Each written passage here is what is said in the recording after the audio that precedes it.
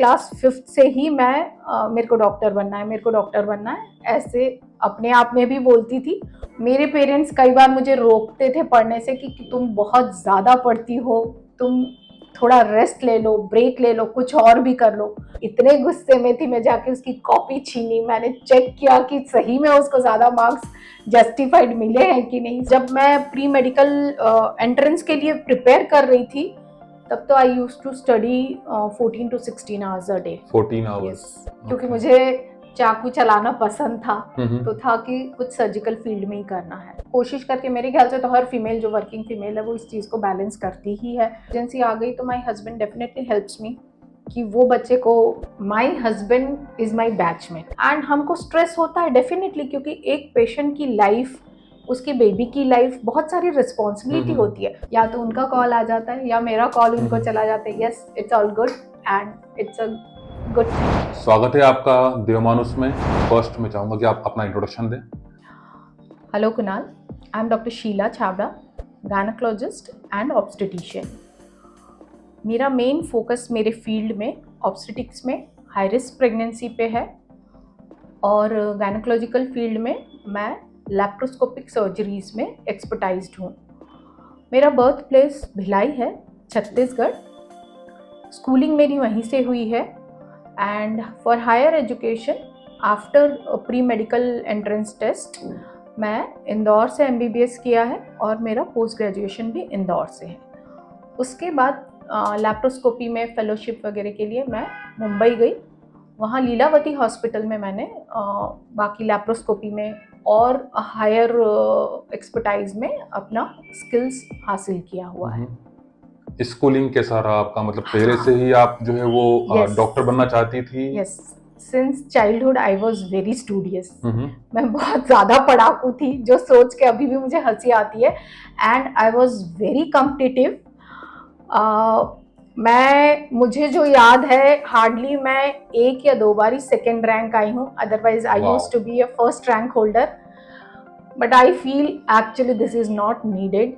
वो शायद लोगों में जुनून होता है या कुछ होता है। और हाँ, मेरे को जहाँ तक याद है, क्लास 5th से ही मैं मेरे को डॉक्टर बनना है, मेरे को डॉक्टर बनना है, ऐसे अपने आप में भी बोलती थी और पेरेंट्स को भी यही बोलती थी। एंड इवन सिबलिंग्स के बीच में भी, मेरे ब्रदर सिस्टर जो हैं, उनको भी पता था कि ये तो डॉक्टर ही बनेगी, ये कुछ और सोच ही नहीं रही है। मेरे पेरेंट्स कई बार मुझे रोकते थे पढ़ने से कि तुम बहुत ज़्यादा पढ़ती हो, तुम थोड़ा रेस्ट ले लो, ब्रेक ले लो, कुछ और भी कर लो। But since beginning I was very focused and very much into it कि मुझे डॉक्टर की फील्ड में ही जाना है। तो आई न्यू कि मुझे बहुत हार्ड वर्क करना पड़ेगा। और समहाउ मेरा जुनून ऐसा था कि मुझे क्लास में भी फर्स्ट सेकेंड से नीचे जाना ही नहीं है। एक बार जब मैं सेकेंड आई थी और मेरे क्लास का एक फेलो, मेरा जो स्कूल में दीपक, मुझे अभी भी याद है वो इंसिडेंट्स, उसको मेरे से ज़्यादा मार्क्स आए थे, इसलिए वो फर्स्ट आया था। और मैं इतने गुस्से में थी, मैं जाके उसकी कॉपी छीनी, मैंने चेक किया कि सही में उसको ज़्यादा मार्क्स जस्टिफाइड मिले हैं कि नहीं। So that was the spirit inside me कि मेरे को अपने आप को आगे पुश करते रहना है। तो कितना घंटे आप देती थी स्टडीज को? स्कूल में तो ठीक है, बट आफ्टर गेटिंग इनटू, हाँ, जब मैं प्री मेडिकल एंट्रेंस के लिए प्रिपेयर कर रही थी, तब तो I used to study 14 to 16 hours a day. 14 hours? Because it was not easy to crack the test. बहुत ज़्यादा टफ होता था कंपटीशन। अब तो और भी टफ हो गया है स्टूडेंट्स के लिए, बट हमारे टाइम पे भी इट वॉज नॉट ईजी। तो पता था कि बहुत अपने आप को पुश करेंगे, बार बार प्रैक्टिस करेंगे, बार बार सॉल्व करेंगे पेपर्स। और जब वो पेपर सॉल्व करते हुए टाइम लिमिट में, हम लोग टाइम फ्रेम में करते थे कि हाँ, you can solve all the questions in that time frame, तब जाके सेटिस्फेक्शन होता था। और जो हमारे गाइड करने वाले टीचर्स थे, वो भी ऐसे ही थे। वो हमको यही बोलते थे कि अगर तुमने इतने टाइम में और इतने में इस मार्क्स के अंदर नहीं ला पाए तो तुम्हारा कोई मतलब ही नहीं है। Hard work more and more, they used to motivate us. MBBS होने के बाद समहाउ थोड़ा सा मेरे को इंटरेस्ट सर्जिकल फील्ड में ही था। तो जब PG के लिए एंट्रेंस एग्जाम दिया, again PG entrance used to be very tough, and till this date it is very tough to crack the PG entrance. It's not easy. जब एंट्रेंस में हो गया, सिलेक्शन हुआ फर्स्ट अटेम्प्ट में, तो ये था कि सर्जिकल फील्ड में ही जाना है।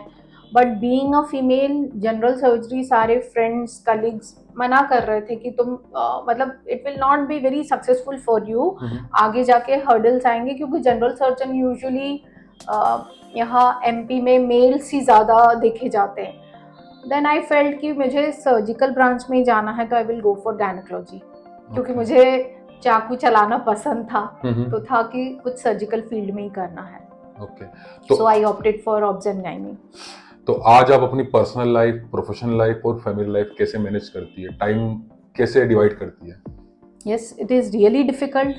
Few days it's like juggling juggling juggling, but कभी कभार ऐसा भी होता है कि इट इज़ पीसफुल। जब वर्क थोड़ा सा लो चल रहा है, अप्स एंड डाउन्स आते हैं, then we are able to manage और फैमिली टाइम, किड को भी टाइम दे पाते हैं, but still it is priority है, तीनों को मैच करके चलना इज़ माई प्रायोरिटी। ऐसा होता है कि कभी कभार आप फील करते हो कि थोड़ा सा फैमिली टाइम नहीं दे पा रहे हैं, बच्चे को टाइम नहीं दे पा रहे हैं, आप अपने हस्बैंड के साथ टाइम नहीं स्पेंड कर पा रहे हो, बट फिर थोड़ा सा उसको मे बी नेक्स्ट डे और सो थोड़ा बैलेंस करना पड़ता है। और कोशिश करके, मेरे ख्याल से तो हर फीमेल जो वर्किंग फीमेल है वो इस चीज़ को बैलेंस करती ही है।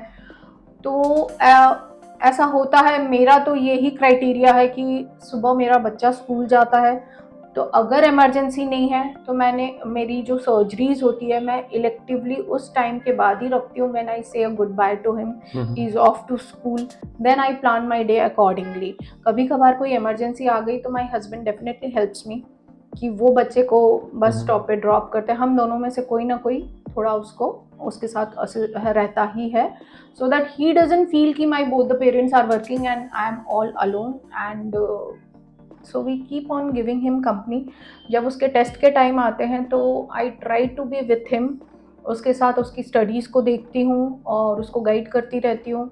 जब he is in 8th standard now, पहले तो छोटा था तब इतनी ज़रूरत नहीं पड़ती थी, बट अभी सेल्फ स्टडी करता है, लेकिन still he needs our support. जब वीक फील करता है, रात को उसको लगता है कि और पढ़ना है, तो I sit by his side so that he gets the confidence and he feels good कि सपोर्ट है मदर का। तो वो भी आप ही की तरह ज़्यादा आवर्स तक, लॉन्ग आवर्स तक पढ़ता है? अभी तो बहुत छोटी क्लास में, क्लास 8 में है, तो अभी नीडेड नहीं है, बट हमारी लाइफस्टाइल देख के ही फील्स कि he doesn't want to be a doctor, he wants to go get into some other field. Okay, तो शादी से पहले और शादी के बाद में आपकी जो मतलब लाइफ है उसमें क्या चेंजेस हुआ towards the field of like surgery और एनीथिंग, कि मतलब आपकी प्रोफेशनल लाइफ है उसमें कुछ चेंजेस हुए शादी के बाद में या फिर सेम रही? सी, my husband is my batchmate, so since beginning I entered the college, and after 1 year of our college, since beginning we were friends because my name is Sheila, his name is Sachin, तो SS से हम लोग के batches भी same बन जाते, जो sub division होते ना, तो in class, in the batches also we were in the same batch. So after that, initially we were very good friends, and then it turned up into more than friendship. तो वो हमारा journey तो तब से continued है, and we were into a courtship period of 7.5 years, then we got married. तो starting से ही हम एक दूसरे को सपोर्ट करते आ रहे हैं। Means I would prefer a surgical branch, तो जब हमारा काउंसलिंग सेशन होता है, and he was also there in counselling session, I knew कि ही वॉन्ट ऑर्थोपेडिक्स, तो वो एक दूसरे को सपोर्ट करना, मोटिवेट करना, वो तो तब से ही चला आ रहा है। After marriage I never felt कि मेरे प्रोफेशन में या मेरे ब्रांच में कोई प्रॉब्लम आ रही because of my marriage. It never ever happen because he is very much supportive, and I am also very supportive for his work. Rather कभी कुछ ऐसे मोमेंट्स आते हैं जब कोई हाई रिस्क प्रेगनेंसी है या उनका कोई हाई रिस्क पेशेंट है, एंड हमको स्ट्रेस होता है डेफिनेटली, क्योंकि एक पेशेंट की लाइफ, उसकी बेबी की लाइफ, बहुत सारी रिस्पॉन्सिबिलिटी होती है, तो आप थोड़ा स्ट्रेस्ड आउट तो होते हो कि आप अच्छा रिजल्ट देना चाहते हो, उसमें आपको अपना बेस्ट देना है, तो आपके माइंड में बहुत सारी चीज़ें चलती है। तब आपके हस्बैंड का, आपके पार्टनर का सपोर्ट होना बहुत ज़रूरी होता है। तब उनके 2-3 वर्ड्स भी आपको बहुत काम डाउन कर देते हैं। तो it has always, I got this from him, and even I have given him this thing कि जब वो परेशान होते या किसी चीज़ से स्ट्रगल कर रहे होते या उनको भी लगता है कि इसमें मेरा आउटपुट या रिजल्ट कैसा आएगा, तो we both talk to each other. हम एक दूसरे को काम डाउन करते हैं, एक दूसरे को फील कराते हैं कि हाँ सपोर्ट है and definitely I am there and सब कुछ अच्छा रहेगा। आज की डेट में भी कभी मेरी कोई हाई रिस्क सर्जरी होती है या कॉम्प्लिकेटेड सर्जरी होती है and once I am done with the surgery, या तो उनका कॉल आ जाता है या मेरा कॉल उनको चला जाता है, yes it's all good and it's a good thing. उनका भी ऐसा कुछ रहता है तो he definitely calls me, I asked him कि कैसा हुआ surgery, because we know each other, we know कि इसमें क्या, बीइंग सर्जन्स हमको पता है कि कहाँ क्या प्रॉब्लम आएगी, तो इसका रिजल्ट कैसा निकला, आफ्टर सर्जरी हम हैप्पी है कि नहीं। तो जब बात कर लेते तो हमें लगता है कि हाँ सेटिस्फाइड है। So what is most important in a relationship, मतलब किस बेस पे खड़ा होता है फ्रेंडशिप का बेस तो मैं बोलूँगी कि हस्बैंड वाइफ की फ्रेंडशिप बहुत स्ट्रांग होनी चाहिए। ज़रूरी नहीं कि it should be a love marriage, even in arrange marriage. Friendship and understanding ये बहुत बड़ी बात होती है आज की डेट में। अगर आप ये समझ जाओ कि क्यों आपके हस्बैंड क्यों परेशान है या थोड़े इरिटेबल है या क्या प्रॉब्लम से डील कर रहे हो और उस चीज़ को आप समझ ही नहीं पा रहे हो और आप अंडरस्टैंड करने के बजाय उसमें और प्रॉब्लम क्रिएट कर रहे हो कि नहीं it should not be like this, it should be like this, तो वो तो प्रॉब्लम बढ़ जाती है। The same way he understands me, I understand him and there is a very good bonding between us. काफ़ी सारी चीज़ें तो हम दोनों बिना बोले भी समझ जाते हैं। तो वो understanding and a good friendship in any relationship is important. The same way it holds a base in marital relationship also. ठीक है, अब मैं क्वेश्चंस करता हूँ फील्ड से रिलेटेड। मेरा पहला सवाल रहेगा कि ऑब्स्टेट्रिक्स और गायनोकोलॉजिस्ट इन दोनों में डिफरेंस क्या है? कब किस महिला को किस चीज को चूज करना चाहिए कि कब उसको ऑब्स्टेट्रिक्स के पास जाना चाहिए या फिर कब गायनो को दिखाना चाहिए? जब एक महिला प्रेग्नेंट होती है और प्रेगनेंसी से रिलेटेड जो भी चीज़ें होती है, प्रेग्नेंट होने से लेके डिलीवरी तक और डिलीवरी के बाद 1-1.5 महीने तक का period is totally comes into pregnancy and post pregnancy. और जो चीज़ प्रेगनेंसी से डील करती that is called obstetrics. Anything a female is having gynaecological issue means other than pregnancy, मान लीजिए उनको जेनाइटल पार्ट्स के साथ, अपने प्राइवेट पार्ट्स के साथ कुछ प्रॉब्लम है, कोई सिस्ट है या कोई गठान है, कोई फाइब्रॉइड है या वाइट डिस्चार्ज वगैरह है जिसकी वजह से पेल्विक इन्फेक्शन है, तो this things come into gynaecology. Pregnancy part is called obstetric. Other things related to female genital organs and reproductive organs is called gynecology. आज की तारीख में हम देख रहे हैं कि यूटीआई की प्रॉब्लम बहुत ज़्यादा बढ़ रही है महिलाओं में। उसका कुछ कारण है और उससे कैसे बचा जा सकता है कि उस मतलब यूटीआई ना हो? सबसे बड़ा कारण है डिहाइड्रेशन। अगर फीमेल का वाटर इनटेक हाइड्रेशन पुअर होगा तो she will catch up with urinary infection. Urinary infection ही नहीं, जो एक वजाइनल इन्फेक्शन भी होता है उससे भी बचा जा सकता है अगर हाइड्रेशन बहुत अच्छा है। आपका हाइजीन अच्छा होना चाहिए। जैसे अगर आप वॉशरूम्स यूज़ कर रहे हैं, आपको पता है आप पब्लिक प्लेस के वॉशरूम्स यूज़ कर रहे हैं, थोड़ा केयरफुल होना चाहिए वहाँ पे, हाउ टू सैनिटाइज इट। आप थोड़ा सा उसमें आप पहले फ्लश ऑन कर लो, एक बार फ्लश आउट करके फिर आप try to use those hygienic toilets, और जहाँ बहुत गंदा दिखे अवॉइड देम। दूसरी चीज़, अगर आपका वाटर इनटेक कम है, आप डिहाइड्रेटेड हो, तो आपकी इम्यूनिटी पे भी फ़र्क पड़ता है और आप इन्फेक्शन जल्दी कैचअप करते हो। और फीमेल्स का बिकॉज जेनाइटल एरिया वाइडर होता है तो यूरिनरी इन्फेक्शन जल्दी कैचअप करते हैं in comparison to males. Do you think कि जो मिक्स जेंडर वॉशरूम्स या टॉयलेट्स होते हैं उसके कारण से भी यूटीआई ज़्यादा होता है कि मेल्स भी उसको यूज़ करते हैं? नहीं, ऐसा कुछ नहीं है। क्योंकि मुझे ऐसा सुनने में आया था कि जो मिक्स जेंडर जब से वॉशरूम शुरू हुए हैं, ठीक है, तब से ज़्यादा यूटीआई की प्रॉब्लम होने लगी। नहीं, it is not like that. सिर्फ इन्फेक्शन अगर ऐसा होता तो आप देखते कि कुछ फीमेल्स, पर्टिकुलर फीमेल्स में ही रिपीटेड होता है। This is because inner body system है ना, आप अपनी बॉडी का कितना ख्याल रख रहे हो। एंटीऑक्सीडेंट्स इनटेक बहुत अच्छे होने चाहिए, जिसमें कि आपकी डाइट भी एक काम करती है, फ्रूट्स वेजिटेबल्स, इसका इनटेक अच्छा रखना चाहिए क्योंकि आपकी इम्यूनिटी को एडअप करती है ये चीज़ें। वाटर इनटेक अच्छा होना चाहिए और आपका थोड़ा प्राइवेट पार्ट का hygiene, that is this three things are very important. Okay, अगला सवाल मेरा रहेगा पीसीओडी और पीसीओएस में क्या डिफरेंस है? PCOD is polycystic ovarian disease है ना, and PCOS is polycystic ovarian syndrome. एक ही पेशेंट में अगर पॉलीसिस्टिक ओवरी की वजह से एक या दो तीन सिम्टम्स ही आ रहे हैं तो we can call it polycystic ovarian disease. बहुत अंतर नहीं है दोनों चीज़ें। मूल जो एक्चुअली जड़ है वो तो ओवरी है, ओवरी की बीमारी है। लेकिन जब एक ही फीमेल में उस ओवरी के पॉलीसिस्टिक होने से बहुत सारे सिम्टम्स आ रहे हैं, उसको एक कॉन्स्टिलेशन ऑफ सिम्टम्स बन जाता है, तो उसको सिंड्रोम बोलते हैं फिर। कि एक ही फीमेल में इरेगुलर पीरियड्स हो रहे हैं, पीरियड्स में ब्लीडिंग बहुत कम हो रही है, उसको एक्ने भी हो रहे हैं, उसको हिर्सुटिज्म भी हो रही है, वो कंसीव नहीं कर पा रही, तो that is constellation of symptoms, बहुत सारे सिम्टम्स हैं, तो then it is called syndrome. जब उसी पेशेंट को पॉलीसिस्टिक ओवरी है बट एक या दो ही सिम्टम्स है, जैसे कि उसके पीरियड्स इरेगुलर है, पीरियड में स्कैंटी ब्लीडिंग है, तो we can call it a polycystic ovarian disease. इसके कुछ अर्ली सिम्टम्स होते हैं जिसको देख के अवॉइड किया जा सके? देखिए, पीसीओएस अगर एक बार किसी को हो गया या पीसीओडी हो गया है तो अवॉइड करने का कुछ नहीं है, सिर्फ आप अपना लाइफस्टाइल चेंज करेंगे तो आप उसको बेसिक मिनिमम पे रख पाएंगे। उसको एक बार आ गया तो फुल रूट से निकालना तो मुश्किल रहता है, but yes you can reduce it to such a lower extent कि उसके बहुत कम सिम्टम्स आप में रहे।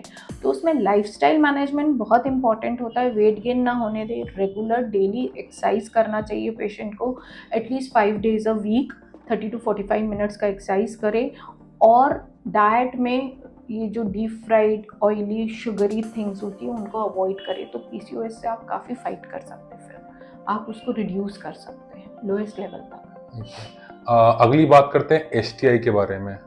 एसटीआई क्या होता है, कैसे अवॉइड कर सकते हैं, इन केस अगर आपको एसटीआई हो जाए तो फिर उसके लिए क्या नेक्स्ट स्टेप है? STI means sexually transmitted infections. ये इटसेल्फ ही बताता है ये कैसे होता है, सेक्सुअली ट्रांसमिटेड है।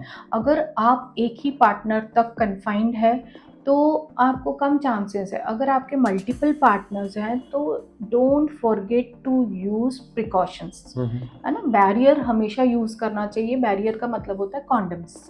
अगर आप मल्टीपल पार्टनर्स के साथ इन्वॉल्व, आपकी लाइफस्टाइल ऐसी है या आपका जॉब प्रोफाइल ऐसा है, तो always keep yourself on safe side. Don't forget to use barrier method. Precaution आप खुद लेंगे तो आप उससे बचे रहेंगे। ये होता कैसे है, पहले क्या होता है, मेल टू फीमेल आ सकता है, फीमेल टू मेल जा सकता है, ये तो कोई नहीं बता सकता, क्योंकि आपका पार्टनर जिसके साथ आप सेक्सुअली इन्वॉल्व है उसमें से जिसको भी इन्फेक्शन है वो दूसरे को ट्रांसमिट होगा। टू वेज काम करता है, क्योंकि या तो ये समाइनल फ्लूइड या वो जो भी जेनाइटल फ्लूइड निकलता है उसके कॉन्टैक्ट से होता है, या वजाइनल फ्लूइड से मेल को भी जा सकता है। तो ये एक वायरल इन्फेक्शंस होते हैं मोस्टली, जैसे जेनाइटल हर्पीज होता है, फीमेल्स को वॉट्स हो सकते हैं, सेक्सुअली ट्रांसमिटेड और भी बहुत सारे इन्फेक्शंस हो सकते हैं। तो इस इन्फेक्शन को पहली कुछ इनिशियल स्टेजेस होती कि फीमेल्स को बर्निंग सेंसेशन होता है अंदर प्राइवेट पार्ट्स में, बहुत सारा डिस्चार्ज आने लगता है, फाउल स्मेल आने लगता है। तो अगर ये स्टेज है तो तुरंत जाके चेक करवाए, अप्रोप्रिएट मेडिकेशन ले। इस स्टेज से आगे बढ़ जाते हैं तो फिर अल्सरेशंस होते हैं, अल्सर्स बनने लगते हैं। वो अल्सर्स बहुत पेनफुल होते हैं, मल्टीपल अल्सर्स बनते हैं, उनको हील होने में बहुत टाइम लगता है। कभी कभी वो बिल्कुल वॉट्स बन जाते हैं, वॉट्स मतलब अंगूर के गुच्छे जैसे, वहाँ पे दाने दाने दाने दाने भर जाते हैं, तो ये एडवांस स्टेज हो जाता है। तो अगर आप पहले ही सतर्क हैं, आपको पता है आपने अनप्रोटेक्टेड रिलेशन रखा है किसी के साथ, आप कांटेक्ट में आए हैं, उसके बाद आपको बर्निंग सेंसेशन हो रही है, फाउल स्मेल आ रही है, डिस्चार्ज आ रहा है, तो तुरंत उसको इग्नोर ना करके तभी मिलके गाइडेंस ले और ट्रीटमेंट ले, उसका अप्रोप्रिएट ट्रीटमेंट ले, तो वो जल्दी ठीक हो जाएगा। अगर आप वेट करते रहते, उसको इग्नोर करते रहते, तो वो एडवांस स्टेज में पहुंच जाता है, तब ट्रीटमेंट लंबा चलता है। कुछ लड़कियों को होता है कि मेंस्ट्रुएशन साइकिल्स जो होती है लॉन्गर टाइम के लिए चलती है। मेरी एक दोस्त है, इसको शायद तक 20 दिन के लिए भी पीरियड्स आते हैं, 10 दिन का गैप हो गया वापस फिर उसको पीरियड्स शुरू हो जाते हैं। क्या प्रॉब्लम है, किस तरीके से इसको अवॉइड किया जाए? या फिर देखिए, अगर प्यूबर्टी एज है, टीनेज ग्रुप है, तो ये तो थोड़ा सा हार्मोनल फ्लक्चुएशंस और हार्मोनल शिफ्ट्स होते हैं फीमेल्स में। जब प्यूबर्टी आती है तो किसी किसी का जब पीरियड स्टार्ट होते हैं तो इनिशियल 2-3 साल ऐसा साइकिल सेट होने में लगते हैं, किसी किसी के 10-12 दिन चलते हैं, फिर गैप आता है, फिर तुरंत पीरियड आ जाता है। बट अगर ये केस नहीं है प्यूबर्टी ख़त्म हो गई है, मेंस्ट्रुअल साइकिल स्टैब्लिश हो गया और फिर बाद में कभी बीच बीच में ऐसा हो रहे हैं, तो कॉजेज़ काफ़ी हो सकते हैं। एक तो पहली चीज़ ही जो हमने डिस्कस की, पॉलीसिस्टिक ओवरी हो सकता है, तो हमको वो रूल आउट करा लेना चाहिए। दूसरा होता है यूट्रस में कोई फाइब्रॉइड वगैरह तो नहीं बना हुआ है, उसकी वजह से भी एक्सेसिव ब्लीडिंग होती है, बार बार ब्लीडिंग होती है, लंबे साइकिल्स चलते हैं। कोई ओवरी में सिस्ट वगैरह तो नहीं बना हुआ है। एंडोमेट्रियोसिस करके एक बीमारी होती है जिसमें कि यूट्रस के अंदर की जो लाइनिंग है, जो हर पीरियड में शेड होके बाहर आती है, वो बाहर डिपॉजिट होने लगती है, यूट्रस के अपर लेयर पे, ट्यूब्स पे, ओवरी पे डिपॉजिट होने लगती है। तो उनमें भी कभी कभार पेनफुल पीरियड्स होते हैं, ब्लीडिंग हैवी होती है, लंबा चलता है ब्लीडिंग, साइकिल्स प्रॉपर गैप के बिना वापस से आ जाता है। तो ये हमको वर्कअप कराना पड़ता है। कभी कभी थायराइड डिसऑर्डर होता है, अगर आपका थायराइड एबनॉर्मल है, लेवल पे नहीं है, तो भी आपको फ्रीक्वेंट मेंसेस आ सकते हैं, कभी कभी हेवी ब्लीडिंग होती है। तो जब ऐसा कुछ होता है तो चेकअप कराएं और टेस्ट करा के फिर उस चीज़ का निवारण करके एप्रोप्रिएट इलाज लेना चाहिए। अगली चीज पूछना चाहूंगा मैं आपसे कि जो अर्ली मेनोपॉज शुरू हुए हैं आजकल लेडीज को, ठीक है, उसका क्या वो कारण है और उसको कैसे अवॉइड कर सकते हैं? अर्ली मेनोपॉज का एक बड़ा कारण है स्ट्रेस, लाइफस्टाइल स्ट्रेस। पहले तो 50-50 के ऊपर भी फीमेल्स को पीरियड्स आते थे, आजकल 40 के बाद ही कईयों को पीरियड्स इरेगुलर होना शुरू हो जाते हैं, डिक्लाइन हो जाता है, जल्दी पीरियड्स बंद हो जाते हैं। हमारे पास भी ऐसे पेशेंट्स बहुत आते हैं। स्ट्रेस है, लाइफस्टाइल है, तीसरी चीज़ है आजकल आईवीएफ भी बहुत पेशेंट्स को ज़रूरत पड़ती है, विच इज़ अनअवॉइडेबल। अगर किसी को बच्चा चाहिए और नॉर्मल तरीके से नहीं बच्चा हो रहा है तो डेफिनेटली वो जाएंगे ही ट्रीटमेंट के लिए। तो जो आईवीएफ का ट्रीटमेंट होता है उससे भी कई बार ओवरीज पे इम्पैक्ट आता है, जो लेट पता चलता है, बाद में पता पड़ता है, इमीडिएट तो नहीं होता है, तो उनको भी कई बार मेनोपॉज अर्ली आते हैं। तो ये कॉजेज़ है, बट इसको आप डेफिनेटली अवॉइड कर सकते हो। बेस्ट होता है कि आपको स्ट्रेस से दूर रहना है, तो उसके लिए आपको अपने आप को कैसे डी स्ट्रेस कर सकते हैं। आप योगा लवर हैं तो योगा करिए, कोई फॉर्म ऑफ एक्सरसाइज करिए, मेडिटेशन करिए, अपने आप को पीसफुल रखिए और अपने फैमिली इन्वायरमेंट में ऐसे इन्वॉल्व होइए कि आपका फैमिली ही आपका डी स्ट्रेसिंग फैक्टर बन सके, है ना। आप ब्रेक्स लीजिए अपने काम में से, अगर आपका जॉब प्रोफाइल बहुत स्ट्रेसफुल है तो उसमें से थोड़ा बहुत ब्रेक लेना चाहिए ताकि आप चार्जअप होके अपने स्ट्रेस को दूर करके वापस से वापस से काम पे फुल्ली चार्ज होके आ सके। दूसरा, अगर आपकी स्लीप साइकिल बहुत डिस्टर्ब रहती है तो स्ट्रेस तो होगा ही है, वो ओवरऑल हेल्थ पे भी इम्पैक्ट करता है, मेंस्ट्रुअल साइकिल पे भी इम्पैक्ट करता है, वेट गेन पे भी इम्पैक्ट करता है। तो आपकी स्लीप भी पीसफुल होनी चाहिए। तो इन चीज़ों के लिए एक्चुअली आजकल तो हर किसी को, I being a doctor, I also feel कि I go through a lot of stress. Family को मैनेज करना, घर का फ्रंट मैनेज करना, फिर अपने प्रोफेशन को मैनेज करना, काफ़ी कभी कभार पेशेंट्स भी बहुत स्ट्रेसफुल होते हैं, कुछ पेशेंट्स को डील करना हमारे लिए भी बहुत मुश्किल होता है। तो आई फील कि you should find out some way of destressing yourself, which can be meditation. मैं खुद भी मेडिटेशन करती हूँ, तो it can be really helpful. Most of the people, अगर मेडिटेशन करो तो काफ़ी रिलैक्स होते हो आप, और आपको अपनी कोई एक हॉबी ऐसे डेवलप करनी चाहिए जिससे आप थोड़ी देर के लिए काम डाउट हो जाओ और पीसफुल कर सको और आपको हैप्पीनेस मिले, which should be something away from your profession. तो अगर मान लीजिए कि प्रोफेशन, मतलब आजकल क्या है कि लड़कियां जो है वो आईटी में काम कर रही हैं, लॉन्ग आवर्स काम करती है, कंप्यूटर पे बैठ के ही काम करती है, स्ट्रेस तो होता ही है, ठीक है। और मैंने ये देखा है कि मेनली लड़कियां जो है वो मेडिटेट नहीं कर पाती, वो बोलती मेरा ध्यान ही नहीं लगता। It needs a lot of practice. मैं भी नहीं कर पाती थी शुरू में, मेडिटेशन तो होता ही नहीं था, 5 मिनट बैठना भी मुश्किल लगता था, तो 6-8-10 महीने लग गए। वो 3-4 मिनट बैठ के फिर उठ जाते थे कि नहीं हो रहा है, थॉट प्रोसेस आने लगते थे। पहले तो बैठना ही मुश्किल होता था, जब बैठना शुरू किया तो फिर बहुत थॉट प्रोसेस आने लग गए थे, ये सोचना वो सोचना। वो that is also normal, that is also natural, let it happen. जब आप बैठना सीख जाओगे, 5-10 मिनट के लिए बैठोगे तो थॉट प्रोसेस आएंगे, वो थॉट प्रोसेस आते आते 15 दिन, 20 दिन, 1 महीने का, फिर आप काम डाउन होना शुरू हो गए। फिर आपको it needs a lot of practice. और आज की डेट में भी मैं बहुत रेगुलर नहीं कर पाती हूँ, क्योंकि एक तो टाइम फैक्टर है, प्लस एक वो आपके अंदर से पुशिंग होनी चाहिए। बट आई डू एटलीस्ट, मैं 5 to वीक तो करने की कोशिश करती हूँ। कभी कभार शायद 2-3 बार ही हो पाता है हफ्ते में, बट अगर मुझे स्ट्रेस हो रहा है और मुझे टेंशन हो रहा है तो बेस्ट चीज़ मेरे लिए मेडिटेशन होता है और गाने सुनना, because I love to listen to music and songs. तो ये आपको अपना फोकस, आपको क्या चीज़ अच्छी लगती है, क्या चीज़ से आपको फ़ायदा होगा, आप कहाँ पे फील करते हो, ये आपको आपका खुद का परसेप्शन है। तो उस चीज़ को ऐसे ही डेवलप करना है आपको। ओके, आप लेप्रोस्कोपिक ऑब्स्टेट्रिक्स हैं, ठीक है, what does it mean by laparoscopic? Laparoscopy का मतलब होता है हम पेशेंट की जो सर्जरी करते हैं, गायनोकोलॉजिकल सर्जरीज, पेट पे चीरा दे के ना करके हम दूरबीन द्वारा करते हैं, है ना। तो उसमें सिर्फ शर्ट के जो बटन होते हैं ना, ऐसे छोटे छोटे 3 छेद लगा तो ज़्यादा से ज़्यादा बड़ा ट्यूमर है तो 4 छेद बनते हैं, और उनमें से स्मॉल इंस्ट्रूमेंट्स को डाल के उन छोटे छेद द्वारा ही पूरी सर्जरी को कंप्लीट करते हैं और स्पेसिमेन को निकालते हैं। इसका फ़ायदा ये होता है कि पेशेंट को जब हम इतना बड़ा एक स्कार देते हैं, इतना बड़ा कट देते हैं, तो उसको हॉस्पिटल में ज़्यादा रुकना पड़ता है, उसका पेन पार्ट जल्दी सेटल नहीं होती है, उसकी रिकवरी अर्ली नहीं होती है, और उसकी पूरी लाइफस्टाइल, अगर वर्किंग है तो वर्क लेट रिज्यूम कर पाते। लेकिन यहीं पे अगर हम लैप्रोस्कोपी से करते हैं, क्योंकि इतने छोटे छेद होते हैं, तो वो पेशेंट की रिकवरी फास्ट होती है, हॉस्पिटल स्टे कम होता है, घर में ज़्यादा कंफर्टेबल होता है, पेन बहुत कम होता है, कॉस्मेटिकली भी पेशेंट बहुत अच्छा फील करता है, क्योंकि एक बड़ा स्कार तो आता ही नहीं है। जी। प्लस फाइनेंशियली भी, क्योंकि वो अपने काम पे जल्दी वापस जा पाता है, तो ये बेनिफिशियल है। तो ओवरऑल बेनिफिट देखें तो लैप्रोस्कोपिक सर्जरी के पेशेंट को बहुत सारे फायदे हैं। ओके, अच्छा, मैं बात करूँ प्रेगनेंसी के ऊपर। प्रेगनेंसी डिसऑर्डर्स और पोस्ट प्रेगनेंसी डिसऑर्डर्स, ये कौन कौन से होते हैं? और एक पेशेंट जब प्रेग्नेंट होता है तो आप शुरू से ही देख सकते हैं कि किसी किसी को बहुत ज़्यादा वॉमिटिंग होती है, वो मेडिसिन से भी कंट्रोल में नहीं आती है, कभी कभार हम उन पेशेंट्स को एडमिट करते हैं। तो ये एक प्रेगनेंसी डिसऑर्डर, ये जो प्रेगनेंसी से ही रिलेटेड है, it is called hyperemesis gravidarum.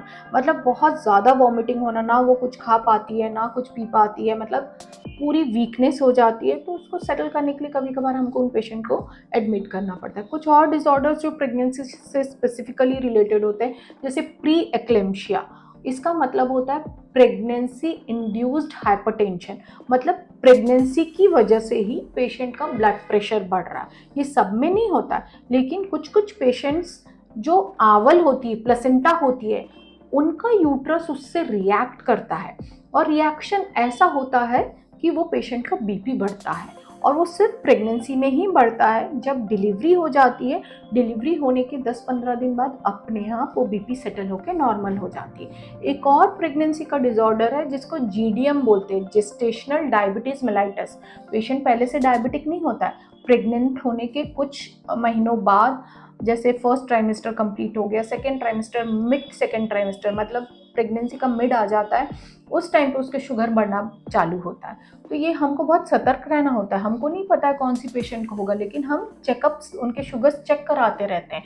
तो कुछ कुछ पेशेंट्स के शुगर बढ़े हुए मिलते हैं, कुछ कुछ को तो डाइटरी मैनेजमेंट और एक्सरसाइज से हो जाता है, कवर कंट्रोल हो जाता है, कुछ कुछ को इंसुलिन देना पड़ता है, कुछ कुछ को टैबलेट आजकल दे पाते हैं, मेटफॉर्मिन टैबलेट, वो देना पड़ता है। तो वो भी ऐसा होता है कि डिलीवरी हुई, 15-20 दिन हुए, शुगर अपने आप सेटल हो जाता है। तो ये प्रेगनेंसी की ही वजह से होता है कुछ कुछ पेशेंट्स को। और जो पोस्ट प्रेगनेंसी डिसऑर्डर्स हैं, वो ऐसे होते हैं कि कुछ पेशेंट्स को प्रेगनेंसी, डिलीवरी हो गई, प्रेगनेंसी के बाद फीवर आया जा रहा, जिसको puerperal pyrexia of unknown origin in postpartum period. तो उस फीवर का कॉज ढूंढना पड़ता है, कहीं कुछ पेशेंट को इन्फेक्शन तो नहीं हो गया, सेप्सिस तो नहीं हो गया। It is called puerperal sepsis, which is related to sepsis after delivery, a infection after delivery. कुछ पेशेंट को पोस्टपार्टम डिप्रेशन होता है, जिसको पोस्टपार्टम ब्लूज बोलते हैं। कुछ फीमेल्स अपनी पूरी जो लाइफस्टाइल चेंज हो जाती है उससे डील नहीं कर पाती, क्योंकि बच्चा एकदम से एक चेंज ले आता है। कुछ वर्किंग फीमेल्स होती है जो कोप अप नहीं कर पाती, क्योंकि पहले तो मैं इतनी फ्री थी, अपना पूरा वर्क प्रोफाइल संभाल रही थी, अभी एकदम से मैं छुट्टी लेके घर पे बैठ गई, सिर्फ बच्चे को ही देख रही हूँ, तो एक डिप्रेशन आता है उनको। तो that is called postpartum depression. एक और चीज़ होती है जो कि कुछ फीमेल्स में मिल्क प्रोडक्शन नहीं होता है, वो अपने बेबी को दूध नहीं पिला पाती, तो लैक्टेशन फेलियर बोलते हैं इसको। तो ये सारी चीज़ें पोस्टपार्टम पीरियड में आती है। तो ये पोस्ट प्रेगनेंसी डिसऑर्डर्स जो होती है वो। किसी किसी पेशेंट को साइकोटिक स्पेल्स भी आते हैं, जिसको परपेरियल साइकोसिस बोलते हैं। तो पेशेंट एकदम साइकोटिक उसमें चला जाता है, जिसमें कि पेशेंट से बेबी को दूर रखा जाता है, साइकेट्रिक ट्रीटमेंट की ज़रूरत पड़ती है। बहुत रेयर है, बहुत कम लोगों में ही देखा जाता है, बट ये भी एक डिसऑर्डर है। और आपने कभी देखा है कि प्रेगनेंसी के बाद में जो है कपल्स के बीच में रिलेशनशिप में प्रॉब्लम्स आई है और आपको काउंसलिंग करना पड़ी यस है? ऑफ कोर्स, ये मेरा रूटीन ही है। मेरे हर पेशेंट में मैं पेशेंट को 1 मंथ बाद ज़रूर बुलाती हूँ और बोलती हूँ कि हस्बैंड के साथ आना है। I ask them few questions, I ask them few questions to the husband, to the wife both, and then I can make out कि हाँ कितना वो कोप अप कर पा रहे। एक काउंसलिंग सेशन चलता है, क्योंकि आप सोचिए ना, पहले सिर्फ हस्बैंड वाइफ होते हैं, उनकी रिलेशनशिप अलग होती है, एक बॉन्डिंग अलग होती है। जैसे ही बच्चा आता है तो हस्बैंड वाइफ में डिस्टेंस बढ़ता है, क्योंकि वाइफ का पूरा सेंट्रलाइज्ड अटेंशन पूरा सेंट्रलाइज्ड हो जाता है बेबी पे। हस्बैंड अपना वर्क संभाल रहा है, घर आता है, उसका जो वर्क का प्रेशर होता है, जो फ्रस्ट्रेशन होता है, उसको लगता है घर आके थोड़ा ईज आउट हो जाएगा, लेकिन यहाँ वाइफ इरिटेबल होती है, वाइफ फ्रस्ट्रेटेड होती है, क्योंकि वो सारा दिन बेबी से डील करती रहती है। तो ये जो चीज़ें होती हैं दोनों के बीच में डिस्टेंस लाती हैं। तो ये जब हम काउंसिल करते हैं, हम पेशेंट्स को समझाते हैं, हम उनको बोलते हैं कि आपका जो लविंग केयरिंग एक दूसरे के लिए था, उसको धीरे धीरे आप वापस लाइए। Don't let the baby hamper it, and don't let the baby increase a gap between you two. Sexual intimacy तो पूरी चली जाती है, बिकॉज क्योंकि एक तो फीमेल्स में फिजियोलॉजिकल चेंजेस बहुत सारे होते हैं, तो 1 to 2 months तो वो रेडी ही नहीं होती है, तो वो एक दोनों के बीच में फ्रस्ट्रेशन उसका भी होता है। तो even we ask them, we gradually counsel them कि you have to get back to your sexual life gradually and slowly. Start with cuddles and all, start with lovey dovey talks, touch each other, and then get back to what you were with each other slowly and gradually. तो कभी कभार husband wife को ये चीज़ें समझ नहीं आती हैं, वो जज ही नहीं कर पाते कि क्या चल रहा है। तो जब हम काउंसिल करते, कुछ फीमेल्स तो बहुत ज़ोर ज़ोर से रोने लगती है, तो वो जो आउटबर्स्ट है वो निकालना भी ज़रूरी होता है। वो रो के सारा निकालती है और फिर खूब बोलती है, तो वो पीसफुल हो जाती है, उसके बाद काम आउट होती है। तो हस्बैंड भी तब समझ पाता है कि हाँ एक्चुअली, और इतने सारे हॉर्मोन्स का प्ले होता है ना उनके अंदर, कि वो डिप्रेशन भी देता है। जब वो फीड कराती है, प्रोलैक्टिन हार्मोन बहुत हाई लेवल पे होता है, तो वो ऑलरेडी डिप्रेसिव मूड्स देता है। तो तब हस्बैंड को भी समझाते हैं, और फीमेल्स को भी हमको ये समझाना पड़ता है कि हस्बैंड की भी कुछ एक्सपेक्टेशंस होती है। वो जब पूरा दिन काम करके घर पे आ रहे हैं, तो ही फील्स कि he will get a good atmosphere at home, बच्चे के साथ एंजॉय करेगा, वाइफ के साथ एंजॉय करेगा। तो वो चीज़ें बैलेंस करके धीरे धीरे उस चीज़ को उस लेवल पे लाना ईजी नहीं होता है, दोनों को एफर्ट्स लेने पड़ते हैं, दोनों को इस चीज़ के लिए रेडी होना पड़ता है। मुझे ऐसा लगता है शायद हस्बैंड के एफर्ट्स कुछ ज़्यादा होंगे, क्योंकि फीमेल में वैसे भी हार्मोनल चेंज है, उसको समझना चाहिए फीमेल को कि क्या प्रॉब्लम्स हो रही है। तो इस केस में आप हस्बैंड्स को कैसे काउंसिल करती है कि उनको क्या मतलब क्या नया करना चाहिए जो वो आज से नहीं यही कर उनको समझाती हूँ कि आपको ये समझना पड़ेगा कि वो क्यों चिड़चिड़ कर रही है, और एकदम से क्यों, कभी कभी हस्बैंड आके बोलते एकदम से रोने लगती, तो क्यों रो रही? क्योंकि उसकी नींद पूरी नहीं हो रही, वो जो हार्मोन पीक पे हो उसको डिप्रेसिव स्पेल्स दे रहा है, मूड जैसे हो रहे हैं, वो काम पे नहीं जा रही है, वो दिन भर बच्चे का रोना धोना खाना पीना सब कुछ कर रही है। तो थोड़ा सा हम यही बोलते हैं हस्बैंड को कि just when you are coming back ask her, क्योंकि हर कोई उनसे पूछता है कैसा रहा आपका दिन, तो ask the female how was your day, so पाई कि नहीं कुछ। हम तो ये हस्बैंड को ये भी बोलते, क्योंकि इस टाइम पे फीमेल्स को बहुत अच्छे से खाने पीने भी नहीं दिया जाता है, बाहर का खाना पूरा बंद कर देते। But I ask my the husbands कि आप बाहर से कुछ ला के चोरी छुपे ही सही खिला दीजिए, because at times food uplifts your mood. जो बहुत दिनों से उसने कभी समोसा नहीं खाया, कुछ केक पेस्ट्री नहीं खाई, सिर्फ वो घर का दलिया, क्योंकि सारी फीमेल्स को यही हो जाता है कि लौकी खिलाते, दलिया खिलाते। लेकिन बाहर विदेशों में तो ये नहीं होता। वो तो मैंने ये देखा है कि प्रेगनेंसी जब उनको हो रही है, उसके शायद 1 हफ्ता या 2 दिन पहले तक वो जिम जाती है, प्रॉपर जिम में वर्कआउट करती है, और जैसे ही बच्चा होने के बाद में वापस शायद 1 आध 2 हफ्ते बाद वापस शुरू कर देती हूँ सारी चीजें। इंडिया में इतना प्रॉब्लम क्यों है कि because of the traditions, the customs and traditions, हमारे दादी नानी लोग करते आए हैं, जो गांव में विलेजेस में होता रहा है, उस चीजों को तोड़ के बाहर ही नहीं आ पा रहे ना लोग। मैं तो अपनी फीमेल्स को बोलती हूँ तुम सच के क्यों नहीं आई, जो फीमेल पेशेंट्स आते हैं, तुम अच्छे से नहीं, मेरे को तो बोला गया पूरा कवर करके पूरा बांध के और कुछ तैयार होके नहीं जाना है, नजर लग जाएगी। बिल्कुल। तो they feel so bad, pathetic दिखने लगती है, तो उसी से एक डिप्रेशन आ जाता है कि I am not looking good this days, मैं कैसी दिख रही हूँ। तो हम तो उनको मोटिवेट करते हैं कि अच्छे से लिपस्टिक लगाओ, बिंदी लगाओ, सच के घर पे भी बैठो, जब मन कर रहा है अच्छे गाने सुनो, जब बच्चा सो रहा है अपने लिए टाइम निकालो, कुछ टीवी पे देख लो, जो अच्छा लग रहा है वो थोड़ा सा खाओ।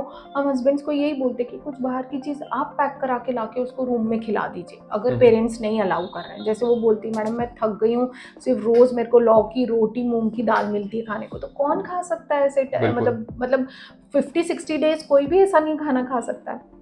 तो ये चीज़ें चेंज भी होनी चाहिए, हस्बैंड को भी ये अंडरस्टैंड करना चाहिए। और मेरे काउंसलिंग सेशन में ये बहुत सारी चीज़ें मैं सामने लाती हूँ, जो अगर अपने आप नहीं भी बोल रहे हैं तो मैं पूछती हूँ तुम क्या खा के आए हो, तुम क्या खा रहे हो, तुमको सोने को मिल रहा है कि नहीं, और तुम दिन भर क्या करते हो। तो तभी रोना शुरू कर देती है फीमेल, क्योंकि वो अंदर भरा हुआ है। हाँ। तो जब वो बाहर आता है, और हस्बैंड भी कई बार तो वो हस्बैंड को भी शायद नहीं बता पाती है, क्योंकि शायद टाइम ही नहीं मिलता इतना बात करने का, क्योंकि दिन भर बच्चा, घर आए, खाना पीना हुआ, सोने का टाइम हो जाता है। तो वो हस्बैंड को भी तब समझ में आता है कि क्यों रो रही है और क्या क्या हो रहा है इनके साथ। अच्छा, मैं आपसे पूछना चाहूंगा अगला सवाल कि नॉर्मल जो डिलीवरी होती है उसमें और सी सेक्शन में क्या डिफरेंस है और कौन सा ज्यादा बेनिफिशियल होता है। मैंने सुना है कि आजकल मतलब विदेशों में डॉक्टर्स बोल रहे हैं कि नॉर्मल डिलीवरी होना चाहिए, क्योंकि जब बच्चा नॉर्मली वजाइना से बाहर निकलता है तो उसके मुंह में कुछ एंजाइम्स जाते हैं जो कि वजाइना में बच्चे की होते हैं। लंग्स बहुत अच्छे से खुल जाती है नॉर्मल डिलीवरी में।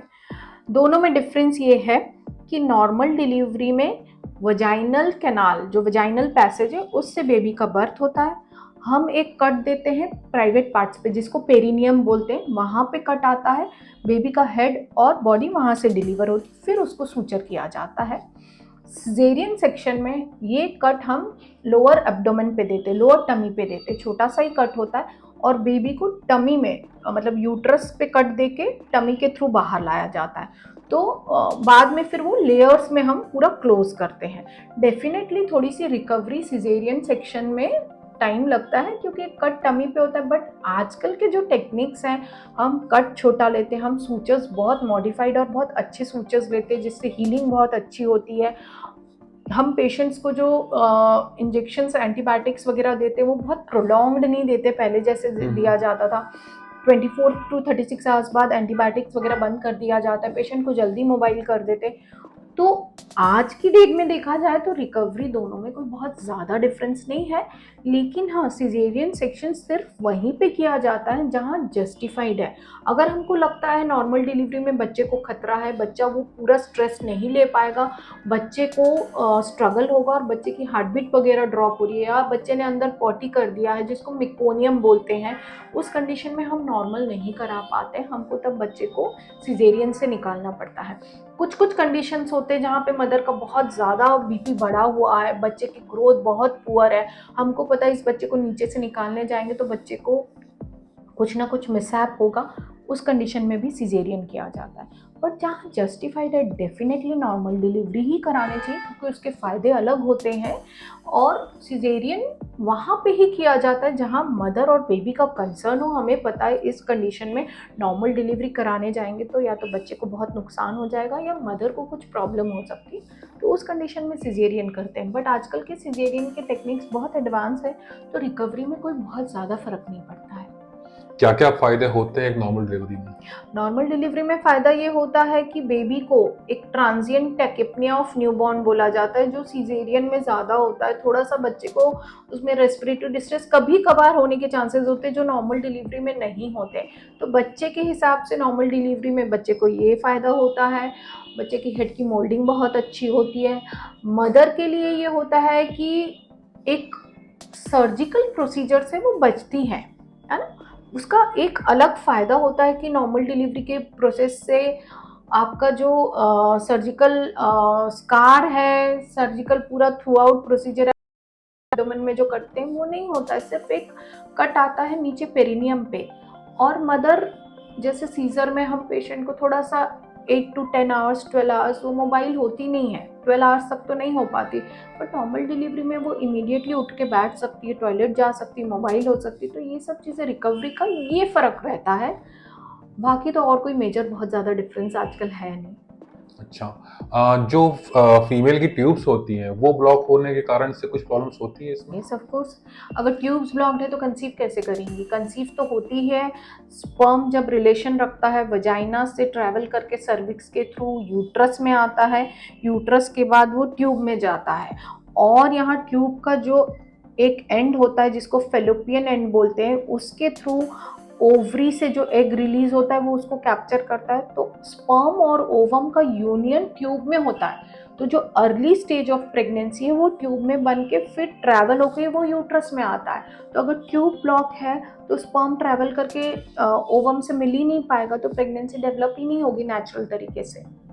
और अगर मान लीजिए एम्ब्रियो अगर फेलोपियन ट्यूब में घुस जाए तो तो उसको वो एक्टोपिक एक्टोपिक प्रेगनेंसी प्रेगनेंसी बोला कहते जाता है। हैं। That is an abnormal pregnancy, instead of getting into the uterus वो एम्ब्रियो ट्यूब में ही ट्रैप होके रह जाता है और वहीं ग्रो करने लगता है, तब वो एक्टोपिक उस प्रेगनेंसी केस है। में फिर आप सी सेक्शन करती हैं या दैट फिर is not normal? Called C section, that is called laparotomy, cut दे के करना। But because I am a laparoscopist, I always prefer doing this surgery by laparoscopy only, छोटा सा होल दे के, क्योंकि ये ऐसी सर्जरी है कि उसके लिए पेशेंट को पेट कट करें तो फिर वही हो जाता है, सी सेक्शन जैसे ही हो जाता है।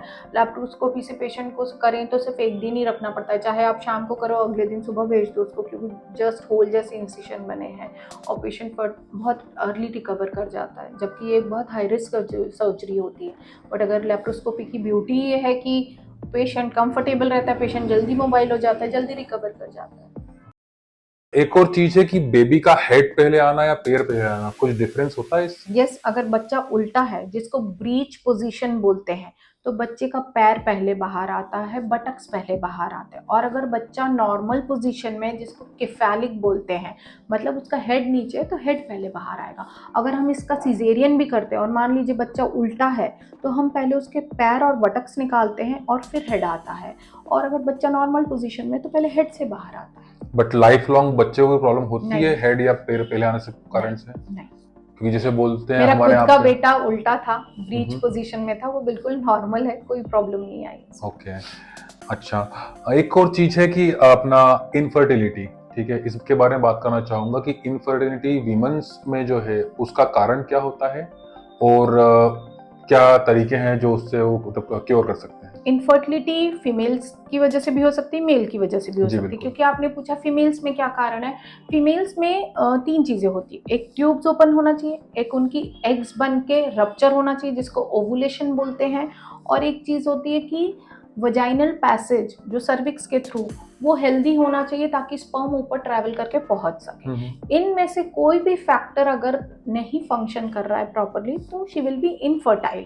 तो अगर ट्यूब्स एबनॉर्मल है, ट्यूब्स ब्लॉक्ड है, या ट्यूब्स पार्शियली क्लोज्ड है, या ट्यूब्स हेल्दी नहीं है, तो नहीं कंसीव करेगी।